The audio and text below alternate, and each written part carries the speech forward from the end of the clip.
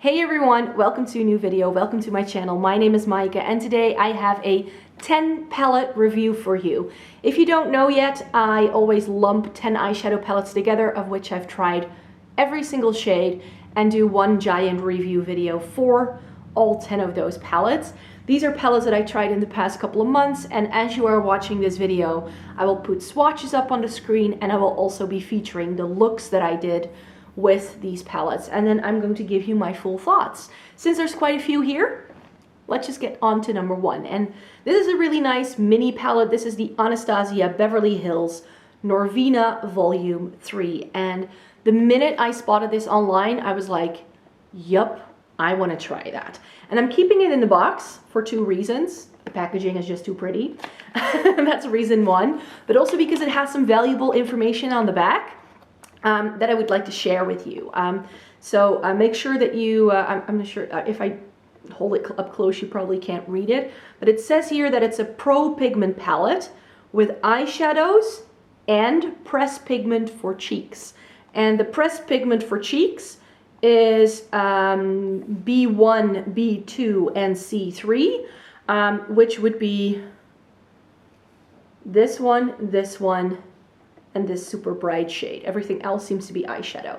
Now this is what the palette itself looks like. It's very slim plastic packaging that feels a bit cheaply made. So that's why I also like to keep it in its box, because then it's just a bit safer. But what it doesn't tell you on the back is that this has a pressed glitter. At least one. This I feel is also quite gritty, but it's still quite metallic. It still has much more base pigment to it, but that pinky shade is just a straight up glitter. Let me show you this up close. So this is what the palette looks like when you see it more up close, and then you can definitely see the texture in these two shades.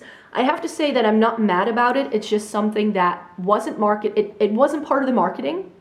It was nowhere on the website, and also on this packaging, nowhere does it say glitter. So there's viewing this as a regular eyeshadow, but when you put your finger in and when you swatch it, it's a glitter. It's a very fine glitter. So since they're saying it's an eyeshadow, I'm pretty sure it then is. But these three shimmers all need a glitter, like a glitter glue, to really pack a punch and to stay put. I do have to say that the problems I sometimes have with pressed glitters, when I take them off, that they go all over my face, that didn't happen with this. And it also stayed put. Once I put it, layered it over a glitter glue, it stayed put all day. It didn't flake everywhere. But this is just one that you do need to know. It's very difficult to pick up with a brush because it has such a gritty texture. So that's something you need to know. I was very surprised to find that it was a pressed glitter when I first opened this up.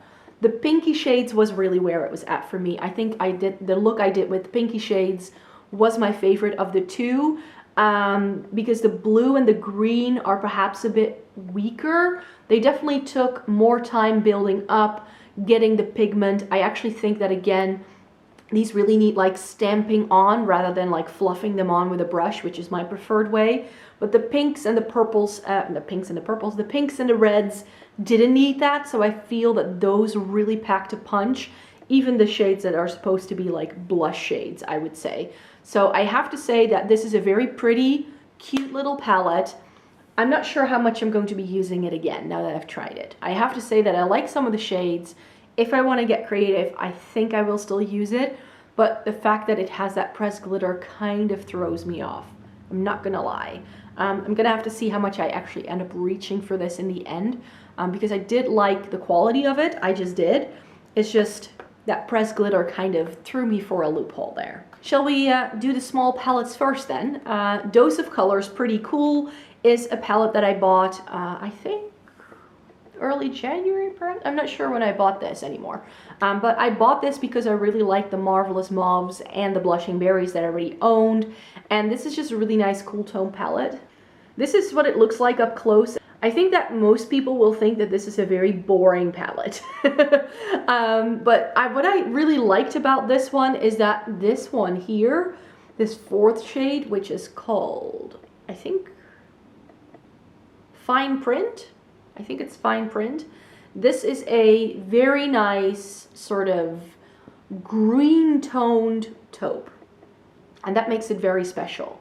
And I do like to wear these palettes with a shimmer on the lid, but this is just a really nice basic palette. I really like these little Dose of Colors palettes to just lay down a look very quick and easy. These are super blendable, soft shadows. I knew I was gonna like the quality. The color story of these, since it's so monochromatic, makes you think you can't do much with it, but this is a really great basic one, and it's cool tones, but with a twist. These aren't boring. You know, cool tones can be so boring, but this isn't. Yeah, let's do Juvias Place next, because this is 9 pans, so technically that's a smaller palette, even though it's still like the size of my head. I tried the Nomad by Juvias Place, and this is a color story that really appealed to me. I picked up this palette in the Black Friday sales, and this is just a really, really nice palette. I have to say that this is warm tones done right. Like, I'm not a big fan of warm tones, and this is quite a warm palette. I think that the only real cool tones you get in here are like these ones, but you get those yellows, and then this shimmer is stunning on the lid. And you get a really nice array of mattes and shimmers. I'm not sure if it's not my favorite Juvias Place palette ever. That would be the Tribe. But this color story, you guys, this color story just really, really spoke to me. It has these grungy greens. You get a champagne-y neutral all over the lid.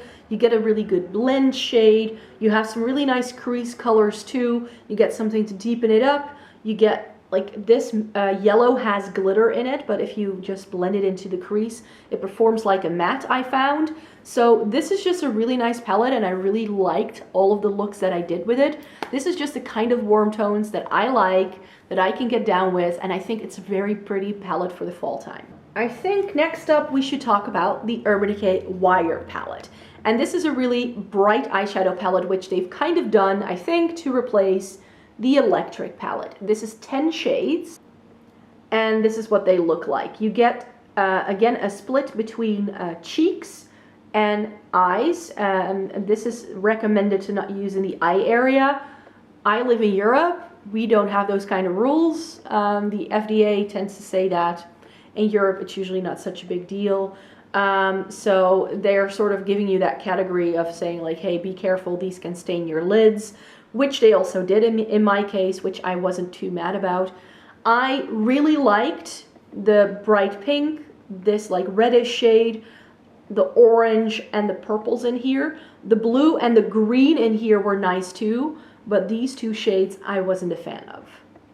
The white I would have preferred to see something differently for to begin with, but these two, especially that fluorescent shade, that was a very weak shade. It seems to be very finely, like too loosely pressed, and I really had trouble building it up and really getting it to look very vibrant.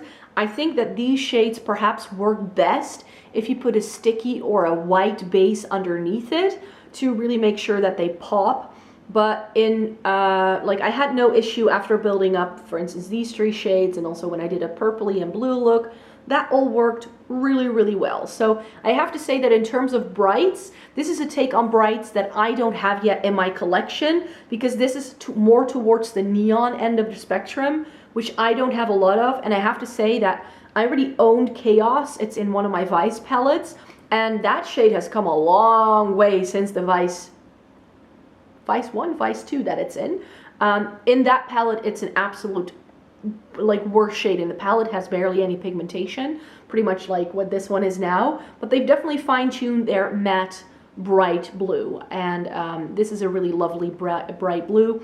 I can definitely see myself using this more often, but I would definitely pull like 1 or 2 shades out of this for like an accent on the lower lash line, or like I don't think I would use this very much as a standalone palette. Same, by the way, goes for the ABH Norvina. Like these shades as like one color story, they're a bit too out there, and the same goes for the Urban Decay. I think it's a lovely quality, and I have to say that I really was pretty chuffed with the very fiery look I did with these 3. But yeah, for like a standalone palette, I feel that I would like more shimmer. More shimmer. Bright shimmery shades, people. That's what I would like to see more. Let's just move on to something that I really, really liked. And you're going to see a theme here, because you saw the Juvias Place Nomad. Elf, Earth and Ocean. Stunning palette. Look at that. So if I say that I like the Juvias Place palette because it has those murky greens and those yellows, what do we get in here? Ooh, we don't really get yellows, but we get golds. But we get greens and we get blues in one palette. This shade, Underwater. So lovely. And also Tundra, which is a really, really stunning silver. I love this like navy tealy kind of shade called Abyss. Siren is stunning, and I have to say I liked Sahara as well. I'm not a big fan of like yellow tone golds, but with the greens they work really well together. You get some taupes as well. I would say that this, like, it's kind of like warm here, but then everything else is cool, so I feel this palette favors cools over neutrals, but you get everything you need in here. You get light enough shades to brighten things up, you get enough mid-tones in here. This is so versatile, it was so affordable. Yes, e.l.f., yes, this was lovely. I really, really, really love this. I just, I'm a bit in love. So moving on then to Catrice, and Catrice came out with their new spring summer collection at the end of February, which I already did a video on, so make sure you click the eye above in order to see that. I already tried this eyeshadow palette out in that video. This is the Pro Next Gen Nudes. There is another one of these which is more warm toned, but you know, I love the rosy tones, so I wanted to go with this. This is very Huda Beauty inspired. Let me hold it up close. So as you can see here, you get a couple of these weird flaky shades that Huda Beauty started doing in her new nude. And this also has a very similar sort of undertone to that, I think. It has all the rosy tones, but it's also quite neutral. And I have to say, I was super impressed with this. There's a one shade in here which is basic, which feels, when you touch it, it feels like a cream, but then when you start using it, it's a powder. It's that buttery smooth, this like just basic creamy shade. All of these shades blended easily, nothing muddied together. These shimmers, like flaky shimmers, worked really nicely actually. This was a really, really cool palette. It is very neutral, so I'm not sure how much I'm going to be using it, but in terms of Catrice eyeshadow quality, this is one of the best palettes they've done so far, so I was super, super happy with this one. But I also bought the release of the Essence new collection for spring summer, which again, first impression in the eye above. And they came out with the Which Side palette. And yes, the eyes move when you move the palette. And I wanted to try this because this color story to me looked like a dream. It's quite cool toned. Again, you know by now I hope that that's what I like. This is quite a cool tone palette, as you can see. It also has those flaky shimmers. So when I spotted this online, I was like, oh, this is right up my street. The quality isn't. So I like the color story. There are a few shades in here that work really well. This navy blue is lovely, but the flaky shades in here, I don't know what happens to them, but they disappear. They disappear on my lids. Like, I will put them on, and then 2 hours later, they've disappeared. There's nothing on my lid anymore. It doesn't look vibrant and shimmery anymore. The color is still there, but just the vibrancy is lost very, very quickly. A lot of these like shimmers were really tough to work with, very difficult to blend. The mattes in here are quite nice, I have to say, but I already have these kind of mattes a million times over. So this was a bit disappointing. And I was super excited for this one when I first started trying it. And I was like, yeah, I can make it work. But now that I've used it a few times, I just feel that if those shimmers would work better, like in the Catrice one, then it was fine. What I mainly felt it did, like the white bits in those flaky shimmers are somehow not blending in with the rest well enough. So when you swatch them, you will also have little white bits stuck in the swatch. And I found actually that when I was using one of these lighter ones in my inner corner, I ended up with like a white stripe that wouldn't blend. So that wasn't great. So that's why this Which Side palette by Essence sadly was a bit disappointing. Let's move on to something else that was disappointing then, and that was the new Neutral by Makeup Revolution Pro. This is a straight up dupe for the Huda Beauty new nude palette, and I bought this because I spotted this at Ulta when I was in New York in the fall time, and then it was on sale for Black Friday. I was like, if I'm gonna try that color story, now's the time. And now I know why I don't need the new nude, why I don't own it, and why I'm not gonna buy it. And that's because there are not enough shimmers for my liking in this palette. You do get 2 pressed glitters, but in terms of like true shimmers, you only get 5 shades and everything else is matte. And in this palette anyways, everything also muddies together. I don't think in the Huda Beauty it will be that case, but I just want some more shimmers, especially in an 18 pan palette. It has a cream base and 2 glitters, which I know I would never use that much. For the looks for this video, I definitely did do that. So let me hold up the palette so you can see what this actually looks like up close. So that's what this looks like up close. You get to 2 glitters over here. And I have to say that this glitter right here called Golden is really, really pretty on the lid. But Makeup Revolution pressed glitters are quite difficult to remove. What I found is that like 3 days later, I still found little glitter particles in my inner tear duct. I don't want glitter particles stuck in my tear duct. Like, I don't. So these are a little bit too fine. They're difficult to remove. So I don't think that this is necessarily worth it. A lot of these shades muddy together so much. I did 3 looks with it, but I feel they all look the same, apart from the glitters that I used. Like all the mattes just kind of look similar. So this wasn't really worth it to me in the end. And now I know why I don't need the new nude, because that is like an equal split between mattes and shimmers. And I just want really good shimmers instead of those pressed glitters. Not gonna happen. But because I'm gonna end on a positive note here, I have 2 more palettes for you, and one Makeup Revolution palette that I tried was super successful for me, even though it had pressed glitter, and that is this Chilled palette. This is another one that I spotted at Ulta first. I was like, ooh, that color story. If you know anything about me, you know I love me some greens, and this is greens with a few neutrals, and I was like, ooh. But as I was swatching this once I got it, I found out that in terms of shimmer, again, you have 3 pressed glitters in here, because you also get a pressed silver glitter and then these 2 greens, and that those pressed glitters are also the darkest shades in the palette. So I was a bit like, ooh, is that gonna work really well or not? And in the end, I have to say, this was super nice. The glitters in this weren't, I think they are different from the ones in the New Neutral. I'm not sure whether that's the case, but they feel different. Again, they were a little bit difficult to remove, but not as difficult as the other ones. The blendability of this was a million times better. This didn't muddy together. Some of my favorite shades, Mist, oh, stunning. Huff, which is a really nice sort of like cocky greeny shade. So it could be more neutral, could be more green, depending on what you pair it with. Sativa was really nice too. One thing I do have to say is that this matte and this matte over here pulled very similarly on the eye. And that is something that I always say about Makeup Revolution palettes.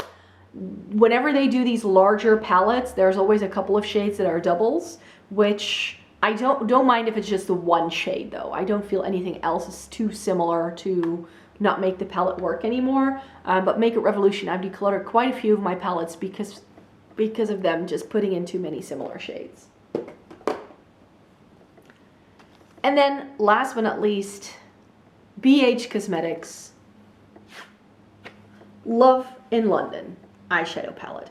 I mean, it says London, so then you know I have to try it. That's step number 1. Again, a palette I spotted at Ulta actually when I was in New York.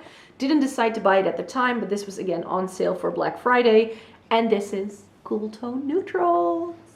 And this palette, again, it's not perfect in that sense. But when you look at this in the viewfinder right now as I'm showing it to you, it looks more warm toned than it actually is. Once I started using this, I felt this truly was a cool tone palette, because some of these like warmer tones that are in here just don't pull that warm. And I also found that what is not perfect about this is that some of these shimmers, especially over here, they pull lighter than what they look like in the pan. Where it's at for me, these shades, and also Prestige here, like this row here and this row. Like those are stunning. Tea and London, like great combining them. Duchess is a really nice plum shade. Posh is a really dark, like cool tone brown that works really well as a liner. You get enough crease shades in here. You get some really fun light shades to brighten up a look. You get a taupe, and as I mentioned, these warm shades that you see in here just don't look as warm toned. I really enjoyed my time with this. This is a stunning cool tone palette, and definitely one that I will be reaching for a bit more when I'm looking for a good cool toned look. So there you have it, 10 eyeshadow palettes that I really enjoyed and that I really got on with. There were a few duds, I'm terribly sorry. That Essence palette, no. That Makeup Revolution palette, no. Anastasia Beverly Hills, I'm gonna have to say, I still really liked the palette. Like, I liked how it worked.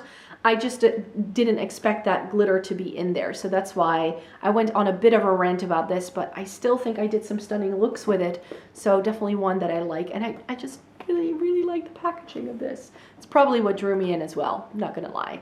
But yeah, thank you very much for watching. I hope this video was helpful and that you enjoyed watching it. Please give it a thumbs up if you liked it. Subscribe to my channel if you'd like to see more by me. I make 3 new videos a week on Tuesday, Thursday, and Sunday, and I make 1 video a week over on my BookTube channel. So make sure you check out some more of my content. Stay safe, stay healthy, and I hope to see you in my next video.